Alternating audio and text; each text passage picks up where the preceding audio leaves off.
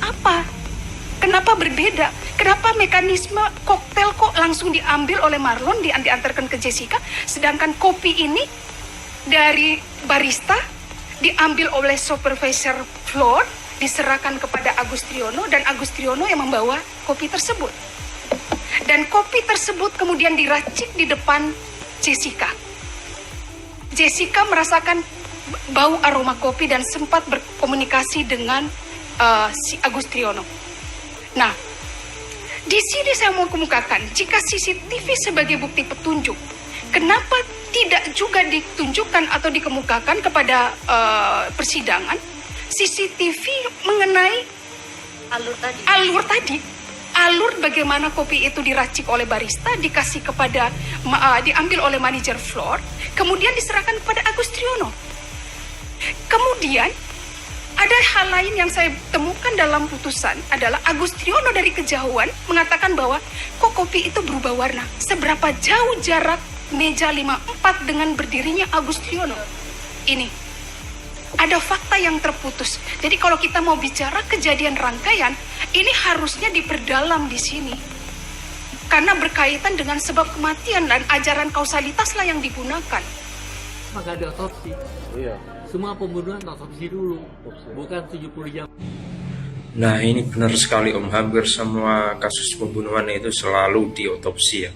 Bahkan di seluruh dunia, hanya ada di Indonesia dan khususnya pada kasus Jessica ini sendiri. Padahal seviral itu, tapi kenapa tidak ada yang namanya otopsi, hanya pengambilan sampel. Tapi kita mau menyalahkan siapa ketika yang menghalang-halangi sebenarnya kalau dilihat dari keterangan BAP-nya juga sebenarnya dari pihak kepolisian sendiri ya sepertinya ya, di mana dia katanya tidak melakukan otopsi karena berdasarkan perintah polisi, dan juga karena polisinya sendiri mengaku itu karena si keluarga tidak menyetujui. Seharusnya kan sebagai aparat penegak hukum, keluarga ya mau tidak mau harus dipaksa tetap dilakukan, meskipun sekalipun keluarga itu tidak mau dilakukan otopsi atau menolak, karena itu sudah merupakan prosedur hukum yang harus dijalani.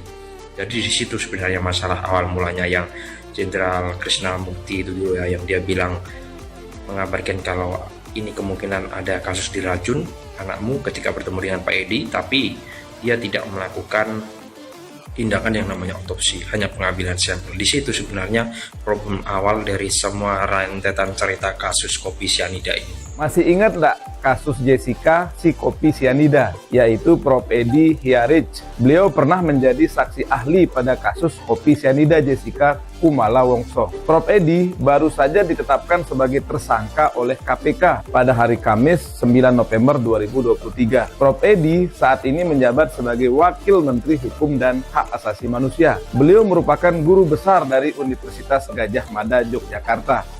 Prof. Edi diduga menerima gratifikasi sebesar 7 miliar rupiah setelah dilaporkan oleh Indonesian Police Watch atau IPW. Tapi belum jelas dalam kasus apa Prof. Edi menerima gratifikasi. Bagaimana pendapat kalian soal Prof. Edi? Tulis pendapat kalian ya di kolom komentar. Follow agar bisa terus mendapatkan info-info hukum lainnya. Profesor Edi atau Profesor Edward Omar Hiraif.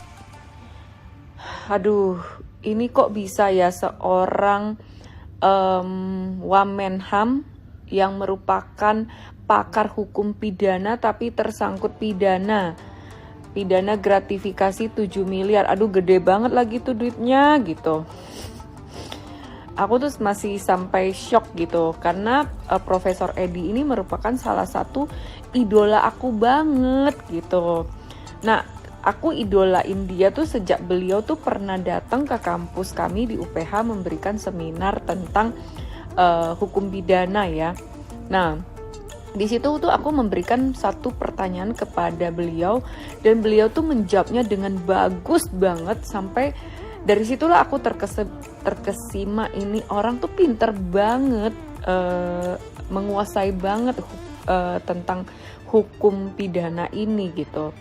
Nah, sampai-sampai aku tuh minta foto bareng nih sama beliau gitu kan.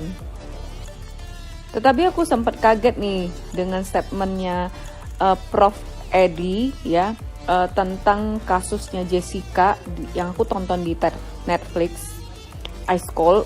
Itu beliau mengatakan kalau Jessica itu sedang berbohong pada saat Jessica mengatakan sesuatu tuh matanya lihat ke atas ya. Nah itu aku agak kontra sih dengan Profesor Edi ini. Tapi terlepas dari itu, aku tuh tetap idolakan beliau ini karena keilmuan hukum pidananya. Apalagi kalau misal beliau tuh menjelaskan tentang hukum pidana ya, itu kayaknya keren banget deh. Jadi dia tuh tanpa teks, tanpa buku bisa menjelaskan demikian clearnya sehingga kita yang jadi pendengar pun bisa langsung kayak cepet nangkap, masuk, dan tanpa hafalan juga, kita nggak perlu hafalan lagi, kita bisa mengingatnya dengan gampang gitu.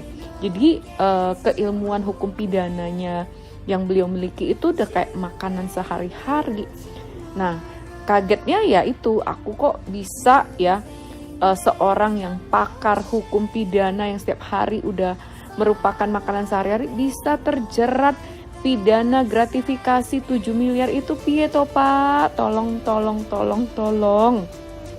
Terlepas apa yang dilakukan Prof. Edi, meskipun beliau menjadi tersangka, aku tetap mengidolakan beliau akan keilmuannya mengenai hukum pidana ya. Ya kalau masalah moral itu kan hal yang berbeda. Ya, setiap manusia saya rasa kadang-kadang itu bisa jatuh atau bisa kilap ya. Anggap aja Profesor Edi ini lagi kilap bro. By the way, gue abis nonton wawancara ayahnya almarhum Mirna terkait kasus anaknya sendiri. Wawancara itu dilakukan pada tahun 2016 pas kasus ini lagi heboh-hebohnya dan masih berjalan. Yang gue heran sebenarnya itu ada beberapa clue yang jadi janggal, tapi pada saat itu kenapa ya kita semua tuh pada tergiring media. Nih, gue cantumin dulu deh videonya biar kita nonton bareng-bareng guys. Polisi datang sampai ngerayu, maksa. Udah kalau nggak ada kasus katanya gitu ya. Udah kepaksa dong. Daripada nggak ada kasus, kepaksa dong. Daripada nggak ada kasus, kalau orang minum gelas kopi es hanya pakai gelas, itu nggak bakal banyak dan mungkin dimuntahin sama Mirna. Wah apa nih bau? Apa nih nggak enak?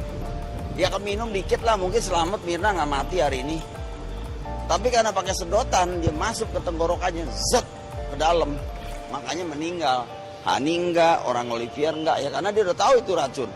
Clue kejanggalan yang pertama adalah dipaksa buat ada kasus. Kalau nggak ada kasus. Ini sebetulnya agak-agak bertanya-tanya kalau sekarang ya, kita sebagai netizen zaman sekarang yang ngelihat lagi wawancara di tahun 2016 tuh agak bertanya-tanya gitu. Daripada nggak ada kasus gitu, berarti kalau Jessica nggak bersalah tuh ya nggak ada kasus gitu.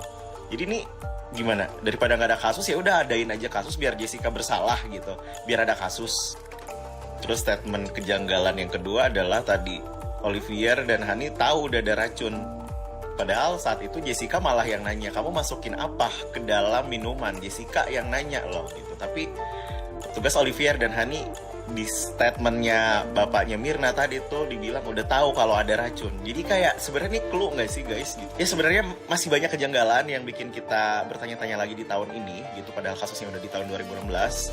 Ya yang mana sekarang netizen lebih pintar dan lebih menyerap informasi banyak gitu. Nggak cuman karena Ice Cold Netflix, nggak cuma nonton podcast, tapi kita juga ngikutin kasus itu di tahun 2016 dan kita jadi flashback, kita kilas balik, kita research ulang, ternyata memang masih banyak kejanggalan. So menurut kalian gimana guys?